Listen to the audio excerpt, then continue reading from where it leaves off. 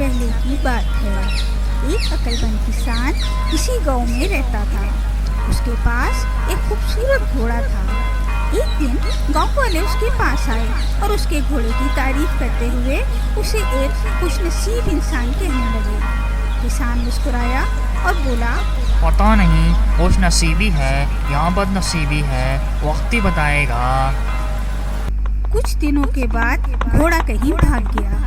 گاؤں والے اس آدمی کے پاس آئے اور اس واقعے کو اس کی بد نصیبی کہنے لگے۔ عقلمند کسان نے پھر وہی جواب دیا، پتہ نہیں خوش نصیبی ہے یا بد نصیبی ہے، وقت ہی بتائے گا۔ چند دن کے بعد گھوڑا واپس آ گیا، لیکن اس کے ساتھ ایک صحت مند خوبصورت گھوڑی بھی تھی۔ گاؤں والے بڑے متاثر ہوئے اور عقلمند کسان کی خوش نصیبی کا چرچا کرنے لگے، لیکن اس کا جواب اب بھی وہی تھا، پتہ نہیں خوش نصیبی ہے یا بد نصیبی ہے، وقت ہی بتائے گا۔ تھوڑے دنوں کے بعد اس آدمی کا جوان بیٹا گھوڑی پر سوار ہوا، لیکن گھوڑی نے اس کو نیچے گرا دیا اور اس کی ٹانگ ٹوٹ گئی۔ گاؤں والے بھاگے بھاگے آئے اور کسان کی بد نصیبی کے اوپر افسوس کرنے لگے، لیکن اس نے اطمینان سے جواب دیا، پتہ نہیں خوش نصیبی ہے یا بد نصیبی ہے، وقت ہی بتائے گا۔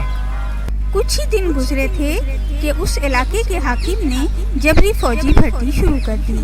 تمام نوجوان جنگ میں بھیج دیے گئے۔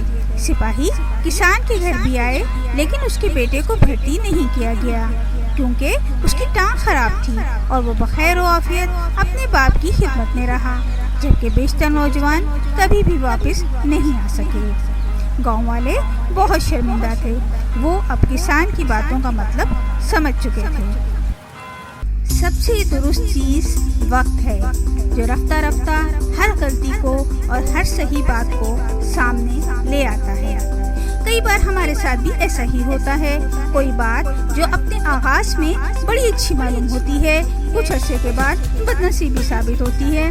شادی شدہ حضرات اس بات سے یقیناً اتفاق کریں گے، اور جو معاملہ بظاہر بڑا تکلیف دہ لگتا ہے، کچھ وقت کے بعد اچھے نتائج سامنے لے آتا ہے۔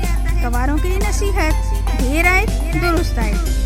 لہٰذا حالات کیسے بھی ہوں، رب کی پلاننگ سے مایوس نہ ہوں۔ جب حالات اچھے ہوں تو اللہ کا شکر ادا کریں اور برے وقت میں کبھی دل نہ ہاریں، کیونکہ اللہ کے ہر کام میں حکمت ہوتی ہے اور وہ ہم سے بہتر جانتا ہے کہ ہمارے لیے کیا بہتر ہے۔ خوش رہیں، خوشیاں بانٹیں اور سبسکرائب کریں ہمارا چینل انلائٹن دی ڈارک۔ اللہ حافظ، until next program, keep watching.